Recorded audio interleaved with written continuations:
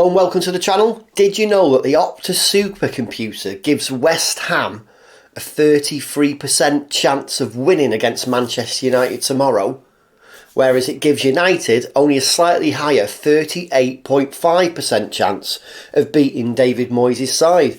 And did you know that David Moyes hasn't beaten United in over 9 Premier League games? Basically, that's since 2014. So since he left Old Trafford, he's played United 9 times and hasn't beat them once. And United have only won 1 of our 4 past 8 league games in London. So with 4 defeats and as many as 23 previous matches in the capital. So basically we've not been doing very well in the capital at all in the last 20 odd games. So we could go into Sunday's game only a point ahead of Liverpool in the league table if the Reds beat Brentford on Saturday. United will still have a game in hand, and our trip to West Ham, that'll be our trip to West Ham. But that doesn't necessarily mean we're guaranteed 3 points.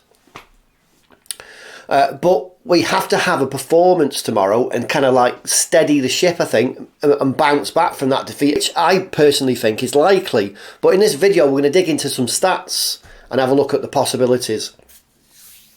As I said a little earlier, David Moyes hasn't been able to beat United in the Premier League in his last 9 attempts, but he does have a pretty big driver to motivate his team for the game tomorrow. And here it is. Beating us would take West Ham to 37 points, and no team has been relegated on 37 points since Newcastle United in 2016. So as I said, the psychological drive for West Ham is massive. However, it's also the same for Man United as well. It's massive. Not to get top 4 is a failure. This season in my eyes. Yeah, the Carabao Cup was nice. It was nice to get that. But I mean, we want top 4, don't we? Do you agree? Let me know in the comments below. A massive positive for us is that West Ham have lost each of their past 5 league games and dropped more points from winning positions against United, than any other team in Premier League history. So basically that amounts to they've dropped 35 points against us in Premier League history. But as we are away from home for this match and have won just 2 of our past 8 away games, anything can happen, I think, and it can be hard, tricky to predict, especially considering our current form in the last 5 Prem games this is what we've got in the last 5 Prem games. So we took 10 points from a possible 15 with 1 loss, 1 draw and 3 wins. So it's not terrible, but it's not great for that run in, because Newcastle are just on a great run. So here's a breakdown of our last game against West Ham. So that was we won 3-1. That was in the FA Cup, and it was on the 1st of March this year. As you can see by the image, we edged it on expected goals. Had 22 shots on target, 22 shots with 8 on target, and of course we dominated possession with 60%. That paints a picture of a dominant performance from United, but I don't quite remember it like that, and the stats don't, well, what I'm going to tell you doesn't really back that up either. So back in March, United was still going through that patch when the opposition would have a whole host of chances early in games, so say the first half, and not score, so we'd be on the ropes early in games, and then we bounced back generally in the second half, which was great, but we rode our luck a bit at times. In that FA Cup game against West Ham, the Hammers were more threatening. We're the more threatening side for much of that game, and should have had a couple of goals at least. But Michael Antonio failed from in front of goal. That game, I remember, he was pretty awful that game. But they did take the lead from Ben Rama. He scored in the 8th minute of the second half. I remember that our players thought the ball went out, so it's on the... I can't remember if it was on the right or left of the pitch, but our players thought the ball went out for a throw, but obviously the West Ham players played to the whistle, they played on, caught us asleep, and scored a goal. And it was pretty shocking at the time. But West Ham were wasteful too. And although Casemiro had a goal disallowed for offside, we levelled on the 13th minute. 13 minutes from full time. So we levelled in the 77th minute when Naef put a Bruno Fernandes corner into his own goal. And obviously that was followed by a curling effort from Garnacho. He put us ahead on the 90th minute and basically sealed that win. But that wasn't where it ended. Did you know that goal from Garnacho was for the youngest player to score a winning goal in the FA Cup for United since Danny Welbeck in 2009. So Garnacho holds that record. Of course, we were 2-1 up at that point, but then Fred stepped up with a goal just before, literally moments before half-time, knocking West Ham out the FA Cup. So what's my prediction? Well, my prediction is if you go to the channel page on YouTube and you go to the community tab and scroll down, you'll see there's a poll there. I ran a poll a few weeks ago. It's still open if you want to have a vote. And I predicted that it would be a tight 2-1 win for United, which I don't think it'll be any easy feat. Our terrible away record this season, it's just awful.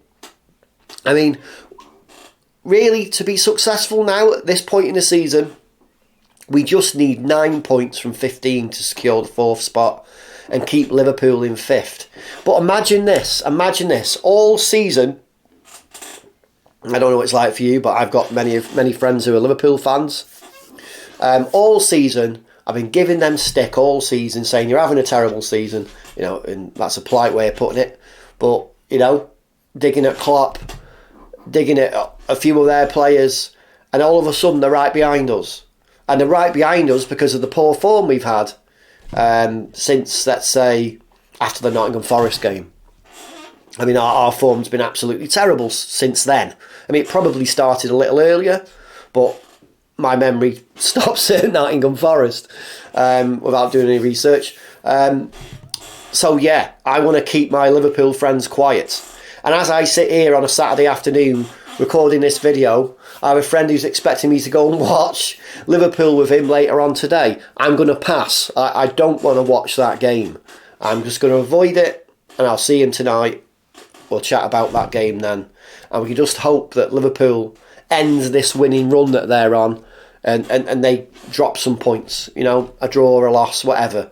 As long as they drop points, I'll be happy. I mean, all season I've been thinking to myself, they're no threat, I don't care. And all of a sudden, a few dodgy results and we're looking over our shoulder again. I mean, yeah, we've got a game in hand over them, but our results have left it. It's like Fergie used to call it, squeaky bum time. This is truly squeaky bum time.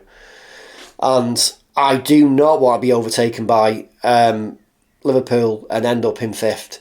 That would be, for me, a failure of a season. Yeah, we won the Carabao Cup, but 4th spot, 3rd spot. There, I mean, a 3rd ideally for me, but I think that's probably gone.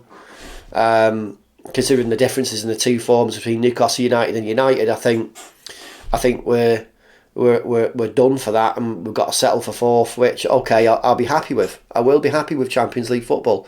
But on the other side of that is, if we get into the Champions League, we definitely need to strengthen to compete in that competition. But that brings us on to another story as such, which isn't for this video. I mean, we'll touch upon it now, but Ten Hag's transfer budget, he mentioned a couple of days ago that he's no idea what he's going to get. I mean, we were predicting that months ago that would be the case, and he's openly said that, which is worrying, really worrying. We can't predict. I mean, as a channel, I produce a lot of videos talking about potential buys, potential transfer interest, who United may be looking at, who they're not looking at, who I think they should look at. And a lot of that is based on who could he afford to buy, what is his potential transfer budget. But ultimately, we don't know, do we? It's pure guesswork. Anyway, that's it for this video. Thank you very much for watching. I really do appreciate all those people who watch my videos. And as I'm making this, we're nearly up to 100 subscribers, which, that's good. I mean, the channel's about, what, 6 weeks old? I'm completely new to YouTube. No experience in promoting channels, creating videos before this.